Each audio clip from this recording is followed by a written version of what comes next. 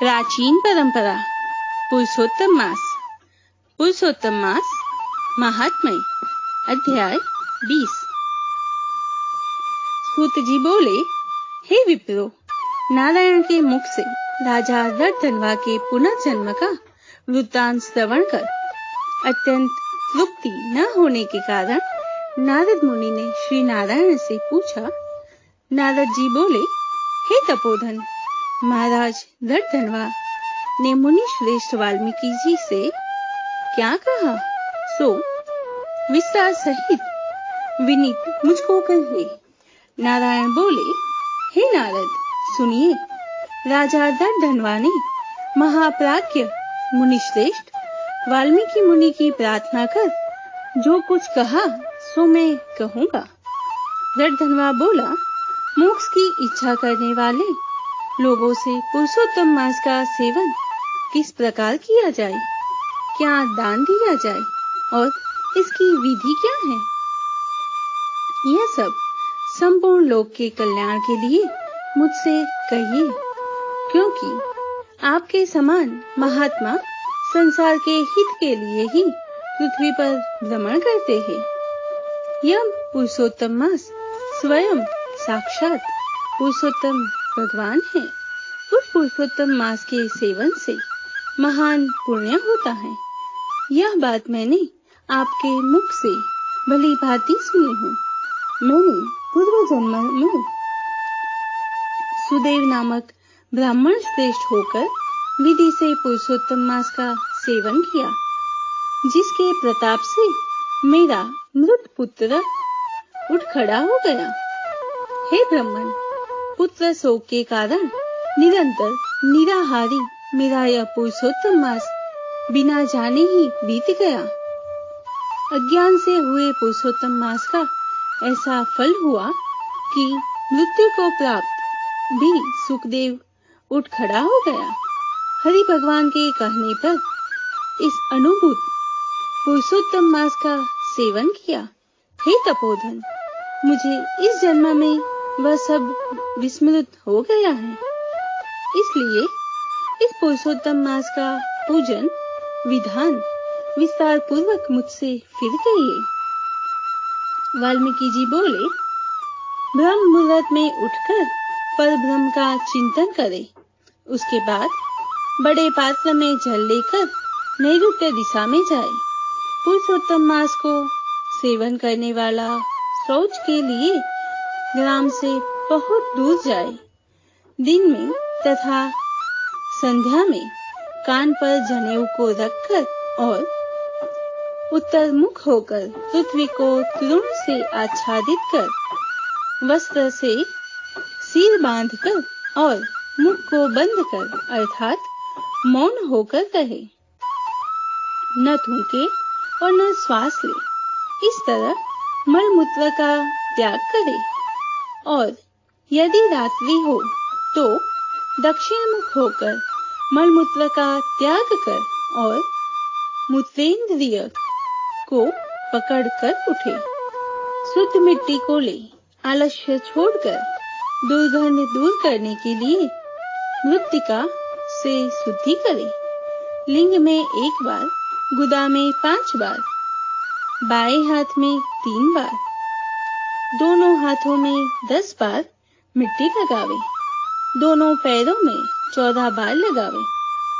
यह गृहस्थाश्रमी को शौच कहा है। इस तरह शौच कर मिट्टी और जल से पैर और हाथ धोकर दूसरा कार्य करे। तीर्थ में शौच न करे। तीर्थ से जल निकालकर शौच करे। 2 हाथ जल वाले गढ़ई को छोड़कर यदि अनुपयुक्त जल में अर्थात तीर्थ में शौच करे तो बाद तीर्थ की शुद्धि करे, अन्यथा तीर्थ अशुद्ध हो जाता है। इस प्रकार पुरुषोत्तम का उत्तम व्रत करने वाला शौच करे। तदंतर 16 कुल्ला अथवा 12 कुल्ला करे। मूत्र का त्याग करने के बाद 8 अथवा 4 कुल्ला गृहस्थ करे। उठकर प्रथम नेत्रों को धो डाले, दातुन ले आवे और इस मंत्र को अच्छी तरह कह कर दंत धावन करे। हे वनस्पते, आयु बल यश वज प्रजा पशु वसु ब्रह्म ज्ञान और मेघा को मेरे लिए दो। अपामार्ग अथवा बैर की 12 अंगुल के छेद रहित दातुन कानी अंगुली के समान छोटी हो, जिसके पर्व के आधे भाग में कूंची बनी हो, उस दातुन से मुख शुद्धि करो। रविवार के दिन काष्ठ से दातुन करना मना किया है, इसलिए 12 कुल्ला से मुख शुद्धि करे। आचमन कर अच्छी तरह प्रातः काल में स्नान करे। स्नान के बाद उसी समय तीर्थ के देवताओं को तर्पण के द्वारा जल देवे और समुद्र में मिली हुई नदी में स्नान करना उत्तम कहा है। बावली कूप तालाब में स्नान करना विद्वानों ने मध्यम कहा है और गृहस्थ को गुरु में स्नान करना सामान्य कहा है। स्नान के बाद शुद्ध और शुक्ल ऐसे 2 वस्त्रों को धारण करें। ब्राह्मण कंधे पर रखे जाने वाले उत्तरीय वस्त्र को सावधानी के साथ हमेशा धारण करें। पवित्र स्थान में पूर्व मुख अथवा उत्तर मुख होकर बैठे और शिखा बांधकर दोनों जांघों के अंदर हाथों को रखें। कुश की पवित्री हाथ में धारण कर आचमन क्रिया को करें। ऐसा करने से पवित्री अशुद्ध नहीं होती, परंतु भोजन करने से पवित्री अशुद्ध हो जाती है। इसलिए भोजन के बाद उस पवित्री का त्याग करें। आचमन के बाद गोपी चंदन की मिट्टी से तिलक धारण करें। वह तिलक ऊर्ध्वपुंड हो, सीधा हो, सुंदर हो, दंड के आकार का हो, ऐसा धारण करें। ऊर्ध्वपुंड हो अथवा त्रिपुंड हो, उसके मध्य में छिद्र बनावे। ऊर्ध्वपुंड में लक्ष्मी के साथ हरि भगवान स्वयं निवास करते हैं। त्रिपुंड में पार्वती सहित साक्षात शंकर भगवान सर्वदा वास करते हैं। बिना छिद्र का पुंड कुत्ते के पैर के समान विद्वानों ने कहा है। सफेद तिलक ज्ञान को देने वाला है। लाल तिलक मनुष्य को वशीकरण करने वाला कहा है। पीला समस्त बुद्धि को देने वाला कहा है। इससे भिन्न तिलक को नहीं लगावे। गोपी चंदन की मिट्टी से शंख, चक्र, गदा, पद्म आदि धारण करे। यह संपूर्ण पापों का नाश करने वाला और पूजा का अंग कहा गया है। जिसके शरीर में शंख चक्रादि भगवान के आयुधों का चिन्ह देखने में आता है, उस मनुष्य को मनुष्य नहीं समझना। वह भगवान का शरीर है। जो शंख, चक्र आदि चिन्हों को नित्य धारण करता है, उस देही के पाप पुण्य रूप हो जाते हैं। नारायण के आयुधों से जिसका शरीर चिन्हित रहता है, उसका कोटि कोटि पाप होने पर भी यमराजा क्या कर सकता है। प्राणायाम करके संध्या वंदन करें। प्रातःकाल की संध्या विधि पूर्वक करें। नक्षत्र के रहने पर करें।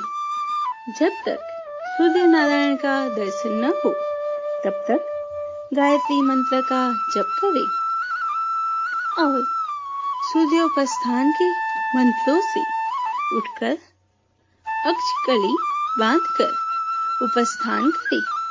सायंकाल के समय अपने पैर को पृथ्वी में करके नमस्कार करें। जो कमी रह गई हो उसको इस मंत्र से पूर्ण करें। यस्य स्मृत्या च नामोक्त्याम तपोयज्ञ क्रियादिषु न्यूनम संपूर्णतां याति सदैव वंदे तम च्युतम। जो द्विज ब्राह्मण, क्षत्रिय और वैश्य श्रद्धा के साथ संध्या करता है उसको तीनों लोक में कुछ भी दुष्प्राप्य नहीं है। दिन के आदि भाग प्रातः काल में होने वाले कृत्य को कहा। इस प्रकार प्रातः काल की नित्य क्रिया को करके हरि भगवान की पूजा को करें। लीपे हुए शुद्ध स्थान में नियम में स्थित होकर और मौन तथा पवित्र होकर गोबर से गोल अथवा चौकोर मंडल को बनाकर व्रत की सिद्धि के लिए चावलों से अष्टदल कमल बनावे। बाद सुवर्ण, चांदी, तांबा अथवा मिट्टी का मजबूत और नवीन छिद्र रहित शुद्ध कलश को उस मंडल के ऊपर स्थापित करें। उस कलश में शुद्ध तीर्थों से लाए हुए कल्याणप्रद जल को भरकर कलश में के मुख में विष्णु, कंठ में रुद्र भगवान अच्छी तरह वास करते हैं।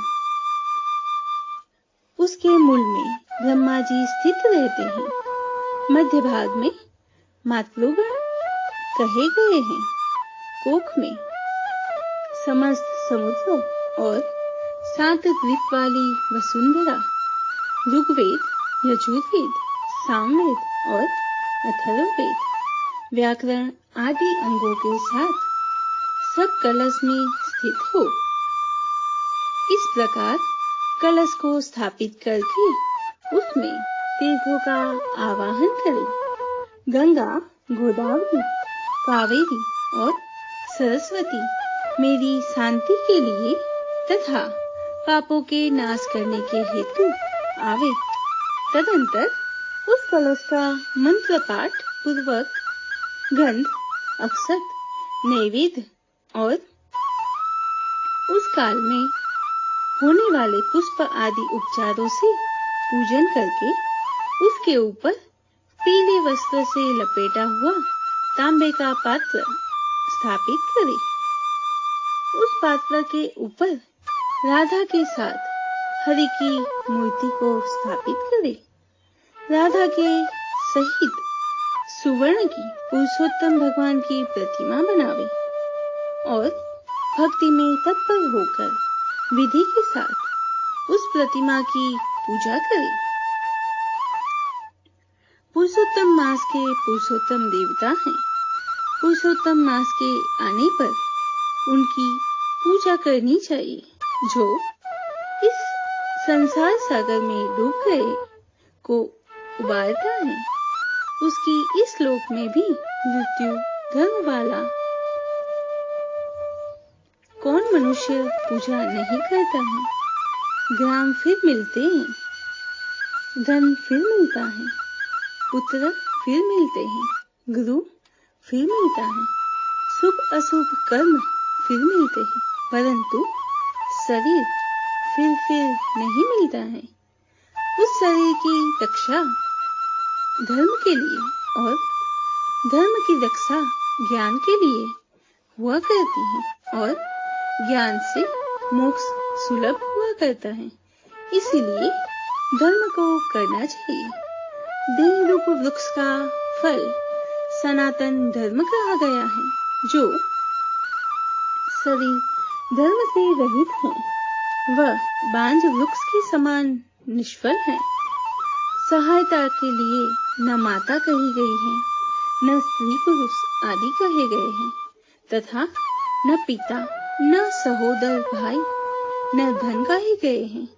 केवल धर्म ही उसका प्रधान कारण कहा गया है।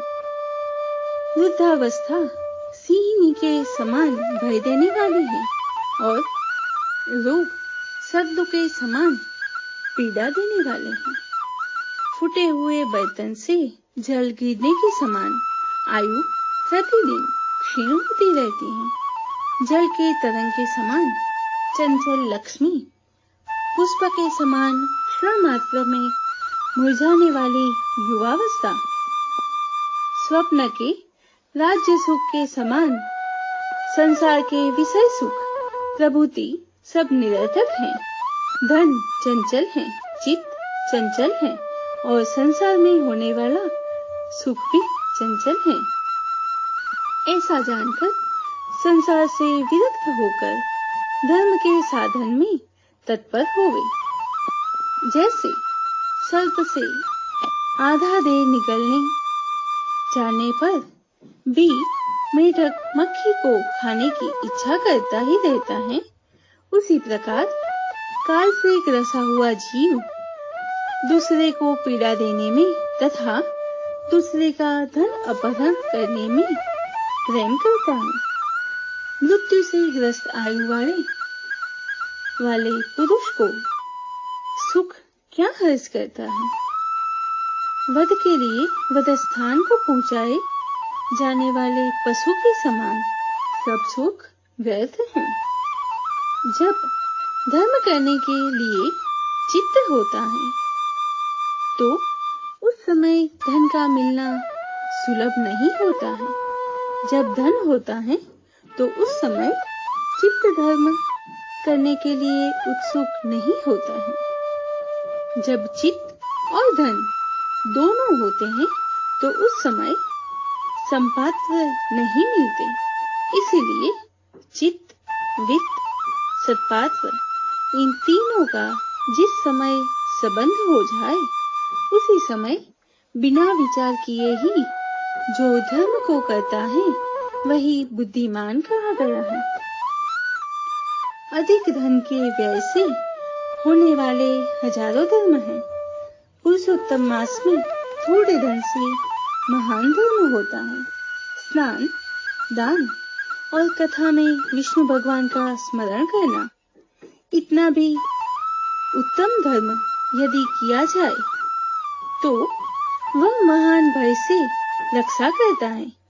जिस प्रकार गंगा ही तीर्थ है, कामदेव ही धनुषधारी है, विद्या ही धन है और गुण ही धूप है, उसी तरह संपूर्ण महीनों में उत्तम पुरुषोत्तम मास साक्षात पुरुषोत्तम ही है। यद्यपि यह पुरुषोत्तम मास प्रथम समस्त कार्यों में तथा यज्ञों में अत्यंत हिंद था, तो भी भगवान ने के प्रसाद से पृथ्वी में साक्षात भगवान के नाम से प्रसिद्ध हुआ। जिस प्रकार हाथी के पैर में सब प्राणियों के पैर लीन हो जाते हैं, उसी तरह समस्त धर्म और कला समस्त पुरुषोत्तम में विलीन हो जाते हैं। जिस प्रकार और नदियों की तुलना गंगा के समान नहीं की जा सकती, कल्प वृक्ष के समान अन्य समस्त वृक्ष नहीं कही जा सकते, चिंतामणि के समान दूसरे रत्न पृथ्वी में नहीं हो सकते, कामधेनु के समान दूसरी गौ नहीं हो सकती, राजा के समान दूसरे पुरुष नहीं हो सकते, वेदों के समान समस्त शास्त्र नहीं होते, उसी प्रकार समस्त पुण्यकाल इस पुरुषोत्तम मास के पुण्यकाल के समान नहीं हो सकते। पुरुषोत्तम मास के देवता पुरुषोत्तम भगवान हैं, इसीलिए भक्ति और श्रद्धा से पुरुषोत्तम भगवान की पूजा करनी चाहिए। शास्त्र को जानने वाला कुशल, शुद्ध, वैष्णव, सत्यवादी और विप्र आचार्य को बुलाकर उसके द्वारा पुरुषोत्तम की पूजा करे। अंतःकरण में होने वाले मोह, काम, क्रोध, लोभ, मद, मात्सर्य आदि रूप बड़ी बड़ी मछलियों से पूर्ण, अत्यंत गंभीर वेग वाले इस संसार रूप सागर को पार करने की इच्छा करता है, वह इस भारतवर्ष में आदि देवता पुरुषोत्तम भगवान का अच्छी तरह पूजन करे। इति श्री बृहन्नारदीय पुराणे पुरुषोत्तमास महात्म्ये विंशतितमोऽध्यायः। पुरुषोत्तम मास अधिक मास की खूब खूब मंगल बधाई। ओम नमो भगवते वासुदेवाय। पुरुषोत्तम भगवान की जय।